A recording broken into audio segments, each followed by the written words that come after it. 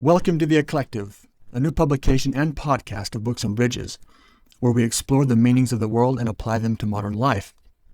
My name is Nathan Nielsen, and our guest is Benjamin Park, Associate Professor of History at Sam Houston State University. He received his PhD from the University of Cambridge and has authored 4 books, including American Nationalisms, Kingdom of Nauvoo, and American Zion. Today we explore Theodore Parker. This orator of abolitionism grappled with the meaning of the Bible, challenged the doctrines of Christianity, became a transcendentalist, sheltered fugitive slaves, and spoke with ferocious conscience about social progress. His view of history did not omit the horrors and pain we all see, but he believed the moral trajectory bends towards justice. Dr. Park will flesh out the life of a man who passionately defended the downtrodden and spoke against the cultural grain. Ben Park, it's great to have you with us again. It's an honor to be on your show. Thank you. So you've been hanging out in the Harvard archives the past couple of years. Tell us what you've been researching and writing about. Yeah, I've been very fortunate to have a number of research fellowships this last year to head out to Boston, which is where I've been able to research the life of Theodore Parker, this abolitionist minister who was one of the most prominent orators in America during the 1840s and 1850s. And in some ways, frustratingly, but in other ways, beneficially, a lot of his papers have been collected at a number of repositories at Harvard, at the Massachusetts Historical Society, at the Boston Public Library, the Boston Athenaeum. The very disparate nature of his papers kind of give a sense of how varied and widespread his influence and life was. And so I've been spending all my time reading any scrap of paper I can find related to his life and work and ideas and all the people in his orbit. Yeah, thanks. So I'm interested in the intellectual climate of Parker's time. What was going on during that time period? We're looking at the 1830s, 40s, 50s, and I think he passed away in 1860. What is going on in this time, and what kind of context is he speaking in and writing in and sermonizing in? Yeah, so historians frequently refer to this era as the antebellum period, ante-pre-bellum war, so pre-war. And that's not just a category we place back on the time of us trying to make sense of the past, but it really captures the spirit of the day to where they felt that a war was coming, that it was an era of division, of splintering, of crises. And so you have a number of churches being divided, a number of voluntary organizations, political parties coming and disappearing and splintering. And then, of course, eventually the nation itself breaking into two. And Theodore Parker experiences all those divisions during his lifetime. He was raised a Unitarian. He trains at the Harvard Divinity School. He becomes a Unitarian preacher himself, but soon finds himself on the margins among Unitarian preachers due to some of his radical beliefs and pretty boisterous persona, to the point where he gets kicked out of the Boston Association of Ministers, which takes quite a bit to be kicked out of a Unitarian circle back there, but that just shows how radical he was and how controversial he was. But then once he was kicked out of the Unitarians, he forms his own non-denominational congregation in Boston that by the time he has to retire due to health conditions in 1859, he is preaching to 2,000 to 3,000 people every week, and his words spread across the nation, and he becomes one of the most famous ministers in America at the time because he's willing to speak on all topics. He's not bound by any denominational creed or any particular affiliation. He speaks out on abolition, politics, women's rights, and of course, religion. How does Parker play into the transcendentalism movement? Yeah, when Parker was going to school at Harvard at the very time that what scholars now call the transcendentalist movement was born.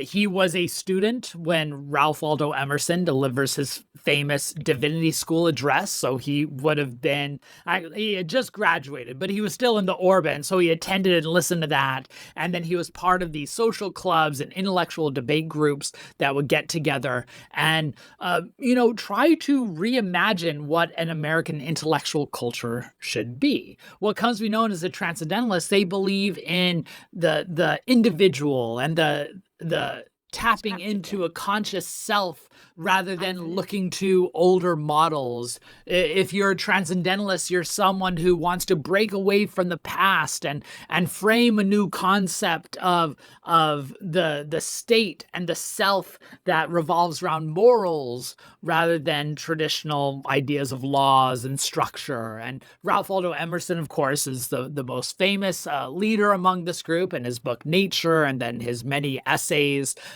become instant classics in American literature. Henry David Thoreau and his book Walden, of an individual trying to return back to nature to get in touch with their true being and ideas, to break away from the evil world, is another sense. And Theodore Parker really swam in those waters. He built on those ideas. In many ways, his theology was the apex, the acme of theological ideas, where he took the very concepts of stripping away past traditions and exalting the self and says, well, what happens when we make a theology based out of that? Well, to him, that meant stripping away all sense of allegiance to the Bible as a literal historical text. It meant no longer seeing Christ as a divine salvific figure that stands between you and God, because you as an individual needs to be at the apex of your sense of the cosmos. And that's, of course, too much for many of their colleagues. And when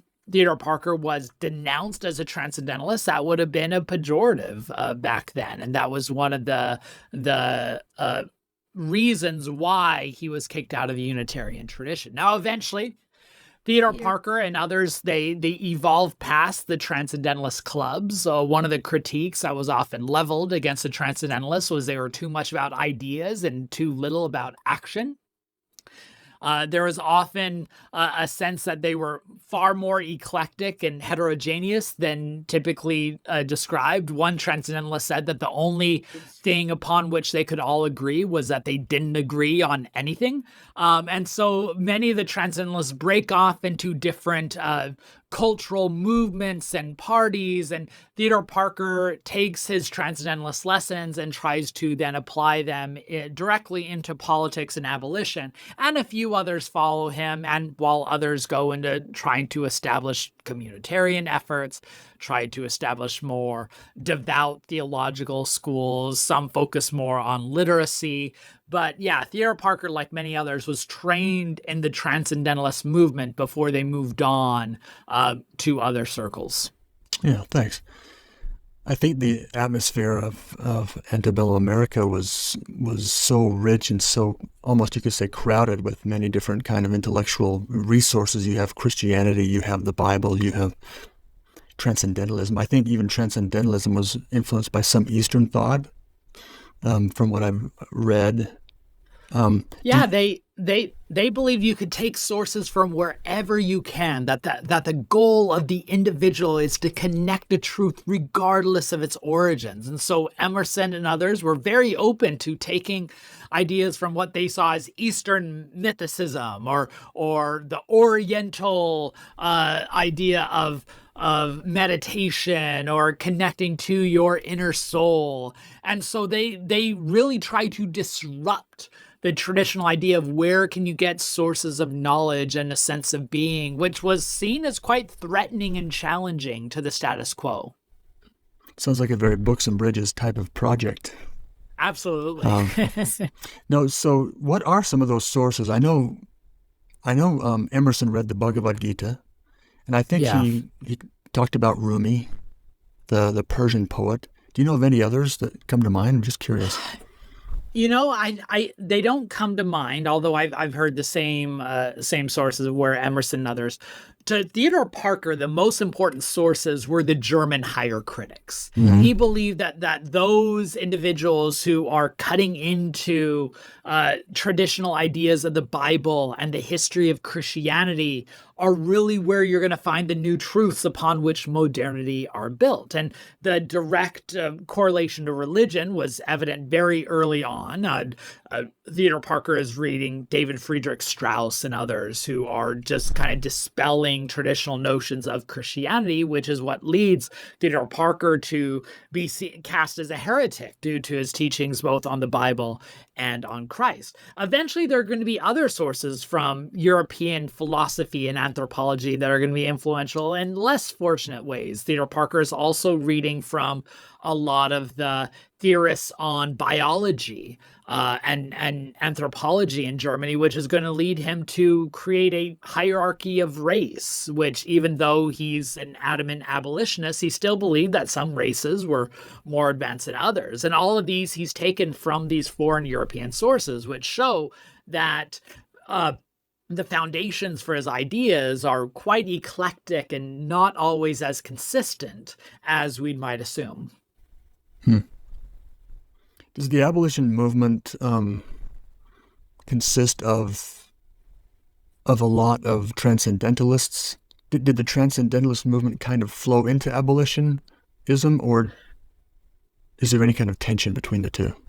Yeah, there definitely was. There's a lot of similarities and overlap, and more so if there is one political issue that a majority of people identified with transcendentalism would later align with, it would be the anti-slavery movement. Now, I think a distinction is quite crucial at this point, to where a lot of the transcendentalists, and frankly, a lot of people in the American North, would have identified as anti-slavery, right? Regarding slavery as wrong, that the chattel enslavement of human beings should not be practiced.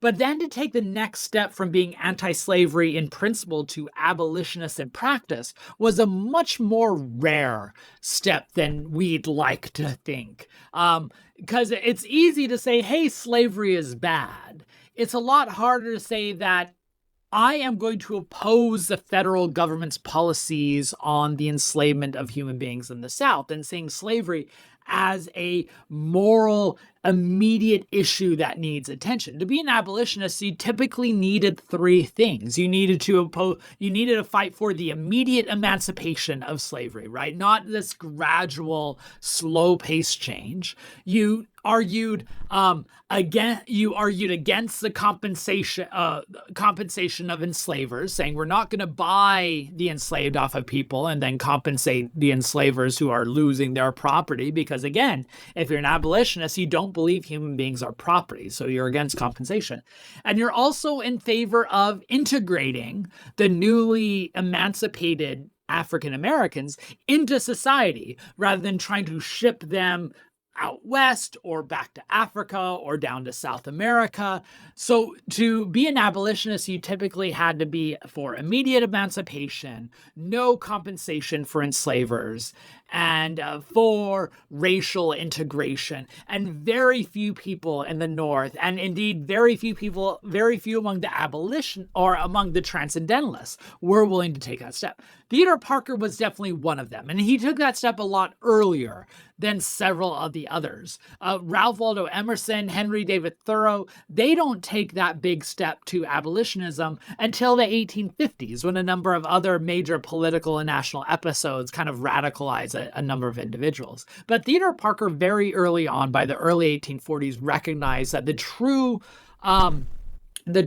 conclusion of the transcendentalist voyage is abolitionism.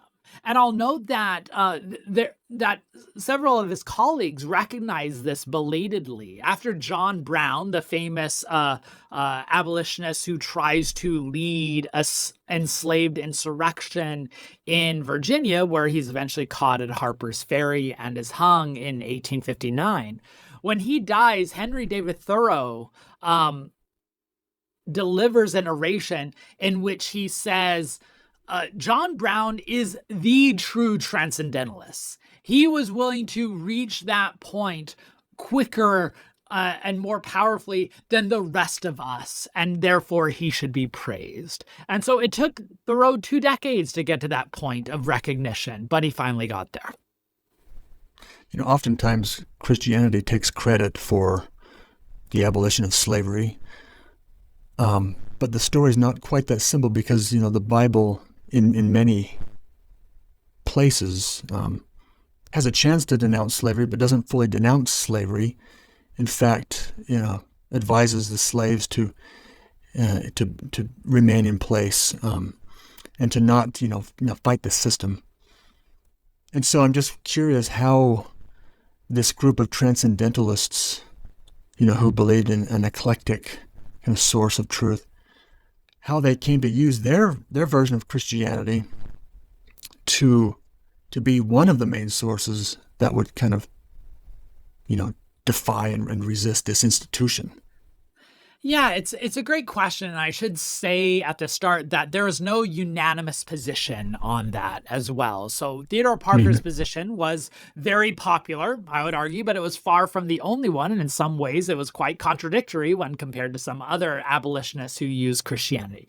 But in general, Theodore Parker, Frederick Douglass, a number of other abolitionists, they denounced American Christianity and the American Christian churches as what they called the bulwark of slavery, because they argued that those churches were the biggest supporters of enslavement. I mean, some even had their own specific Bibles in which they would cut out the emancipatory verses and keep those of the slaves be obedient to your masters, and that would be how they teach. I mean, if you go back a couple of centuries, Christianity ends up being the thing that justifies and enables slavery to take root in America in the first place. Because at the start, slavery was something that was based on civilization in many mind. But eventually religion provided a framework in which people can say, actually, we can start a chattel practice because we are fulfilling this Christian order of bringing salvation to these different races, and we're bringing civilization to them, and therefore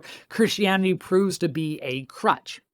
Now, as many biblical scholars who know the text a lot better than me will say, there is an eclectic, that word keeps coming up, an eclectic assortment of teachings regarding slavery in the Bible. In some places, it's pretty clear that it allows the practice. And there are other verses that some people came to interpret as being anti-slavery in nature, and then they marshal that in support of their abolitionist activities.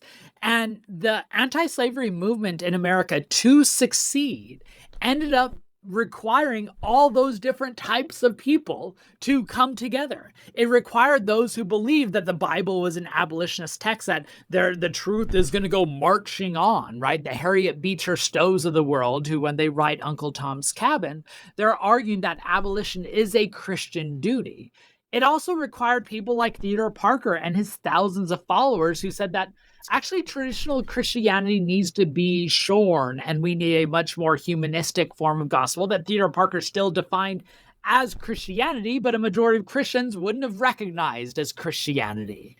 And so Christianity, just like any collection, a smattering of ideas and policies and allegiances, can be molded for these different circumstances. So whereas some used it as the bulwark of slavery, others believed it was the touchstone for abolition. Yeah, it makes sense that transcendentalism would be a kind of spark to, light this anti-slavery fire, because maybe I should even say Judeo-Christian values here, because drawing upon, the idea that the true essence of religion should be kind of plucked from the institutional interests, should be centered in the individual conscience. And, the idea going way back to Genesis that every human being is created in the image of God and therefore has some kind of inherent divine spark or worth, and that each individual carries a conscience within them. It makes sense.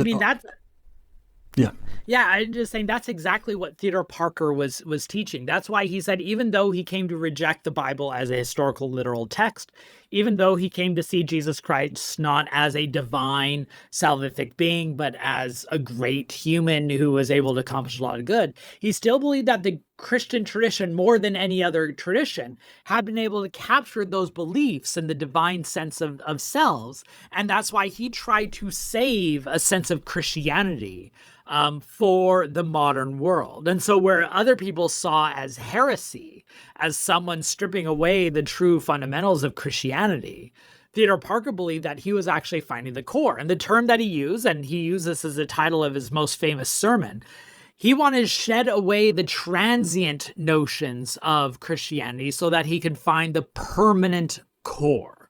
And that was his goal, and that's what he tried to marshal in his fight against slavery. How did his sermons shape the environment of his time, and how did his sermons shape?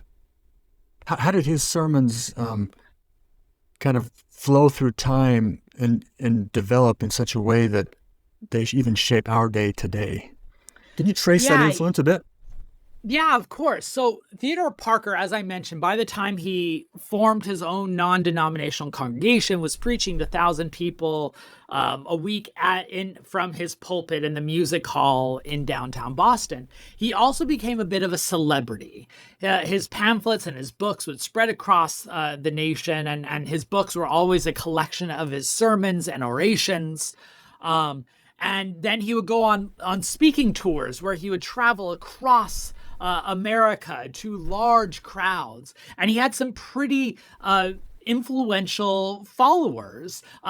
If you go through his correspondence at his various papers collections across Boston, he's writing William Seward, the famous senator from New York. He's writing Charles Sumner. In fact, he's really, really close friends with Charles Sumner, the senator from Massachusetts. He's writing governors. He's writing the major politicians. He is embedded within the new circle of activists who formed the Republican Party. And perhaps one tangible example of his reach is one of his most devoted followers outside of Massachusetts was William Herndon, who is famous for being the law partner for Abraham Lincoln.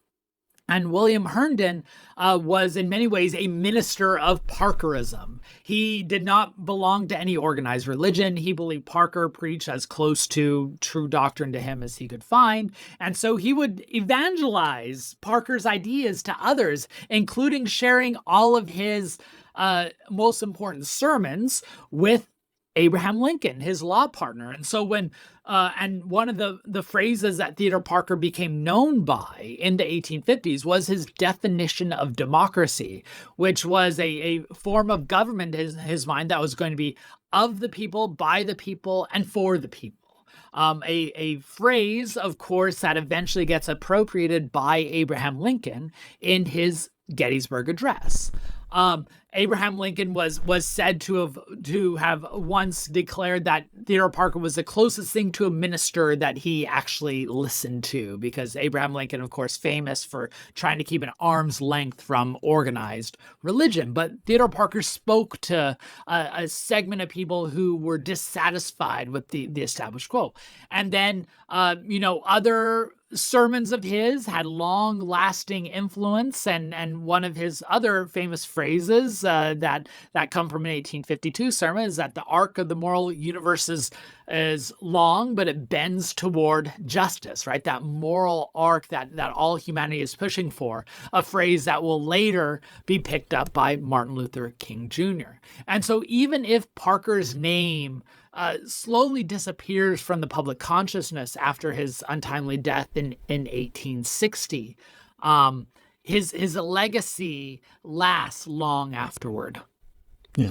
Let's talk more about that moral arc. It's a lovely visual. It's a lovely sounding poetic phrase, and it sits within a context of, or a set of assumptions about, like, how history works. So tell us, what is this moral arc? Is it a projection of our hope, or does it kind of reflect the laws of history, how history moves?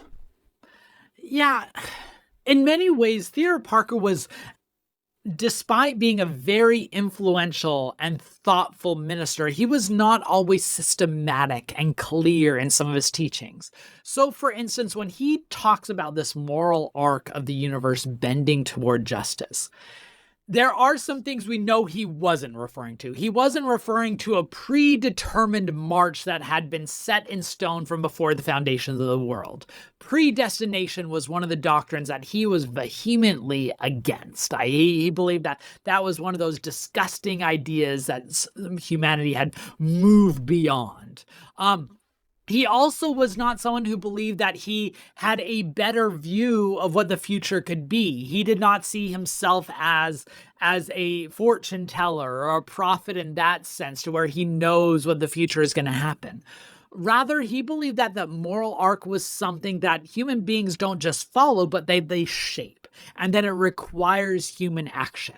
And so when he was arguing that the moral arc of the universe is long, but it bends toward justice, that is based on an assumption that people are going to continue fighting for that change. Because if people do not fight for that change, that arc is not going to bend toward justice. So that arc is never fully fleshed out in his mind of how exactly it's going to happen. It's going to take strenuous effort in his mind, which requires collaboration, which requires having hope, but it requires taking actual action. And that's where he often moved beyond his transcendentalist colleagues, to where he believed that we actually have to get together, work as a union, get over our individualism, and actually put our fingers in the soil to make this reality happen. And so I think that's what he meant by the moral arc bending toward justice.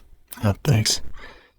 Much of what Parker has said in his sermons, in his writings, has already seeped into our consciousness as moderns in our time now. But give us a sense for how abolitionism was viewed at that time. Were they in a stark minority? Were they, crying from the wilderness, or how were they viewed? Yeah, they were absolutely a minority. As I mentioned before, many Northerners were anti-slavery in principle. But even those people who were anti-slavery in principle, they looked with skepticism toward the abolitionists as disruptors, as miscreants, as people who are going to overturn society as we know it.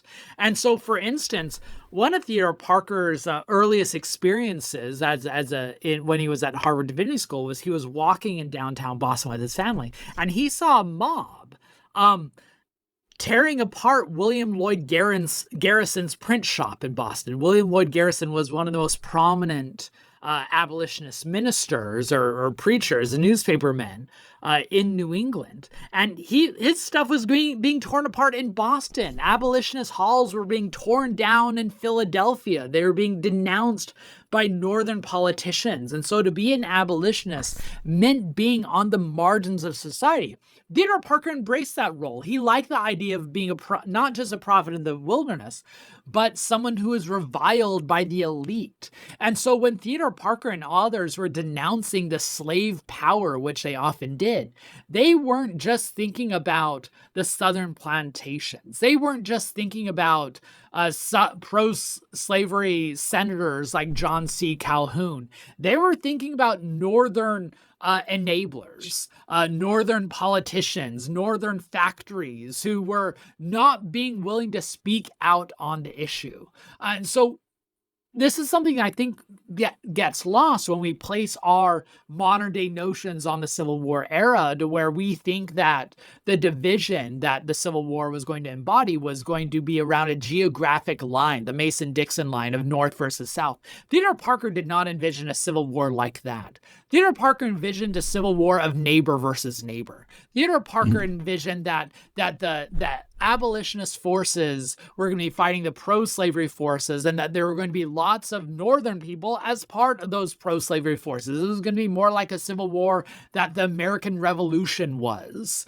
And so the abolitionist fight was something that they believed was fulfilling, the idea that it was a minority willing to stand up for what was right against the existing establishment who were enabling slavery to flourish. It's an interesting example of how the prophetic voice works and how the prophetic, spirit often resides in the minority.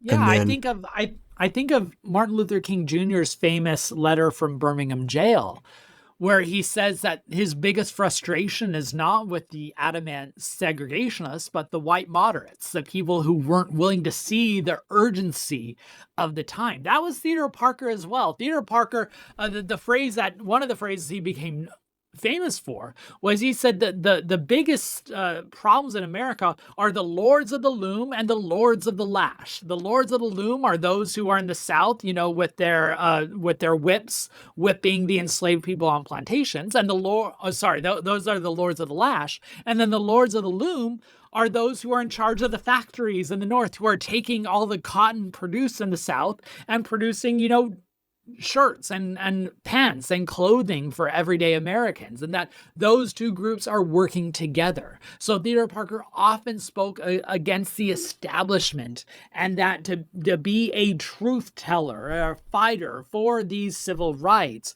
requires going against the establishment. Do you think Parker did have a prophetic voice? Yeah, I mean, it depends on how you define prophetic. I mean, he definitely spoke to issues that would only later be adopted. He was also a prophet in the sense to where he recognized his marginalized and despised status. He relished it in some ways. He hated it in others. Every year he would write about the day that he was expelled from the Unitarian Associations and says, "Today is the anniversary. It doesn't bother me anymore, but today is the anniversary." And then a year later, "Today's the day that doesn't bother me anymore." So I mean, it's definitely something that stood in his consciousness, but he believed that he was despised and kicked out and kicked around due to his prophetic status, and he took great pride in that position. Yeah, another topic that speaks to this is his views on women. And when I was doing some research on this episode, I read this interesting tidbit of information about how apparently Elizabeth Cady Stanton is said to have credited Parker with introducing her to the idea of a heavenly mother in the Trinity. What were his views generally on women and religion and society? Yeah, I'd mentioned earlier that Parker was not always fully coherent or consistent or systematic in his theology. His theology on women is probably the best thing that I still haven't fully wrapped my head around. On the one hand, he did introduce the idea of a divine feminine figure. Did that actually mean an anthropomorphic man and woman as kind of a husband and wife? I'm not quite sure. He was never quite fully fleshed out of what a divine status would be, or even what exactly the next life would entail, although he was certainly sure that there was a next life in some form. But he did believe that there was a divine sense of femininity that will continue on. He also was an outspoken proponent of women's rights in the civic sphere. Did that mean that he was in favor of women's suffrage? Not always. You could be in favor of women having some rights, but not being equal citizens. That's another place to where I think he was not fully committed to the idea. So it's one that I want to fully flesh out, because you definitely have some places where it seems pretty clear he's in favor of women's suffrage. Other places where he seems pretty worried that women's suffrage would result in a lot of detrimental effects on society.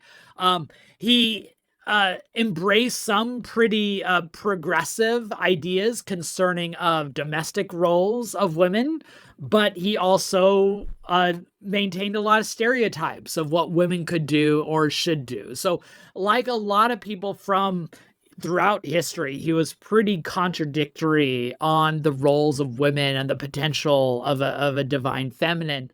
but he definitely was open to a lot more. And I think that the greatest testament, as you've already mentioned, was he inspired many others, like Elizabeth Cady Stanton, to find a sense of the divine feminine. So Elizabeth Cady Stanton famously, creates a woman's Bible as a supplement for the Bible. Theodore Parker would have saw that as a success, that instead of just, foregoing religion altogether, Parker was able to convince Stanton that no, actually there is a space in non-traditional Christianity or religion in general where you can push for your change. And that really was a goal of his. And so Stanton kind of reflects at least some of the successes of Parker's ministry.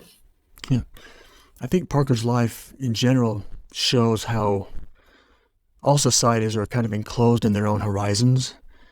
And it takes a special kind of insight or a special kind of individual to kind of see outside that horizon, see beyond that enclosure, and introduce those new ideas into society.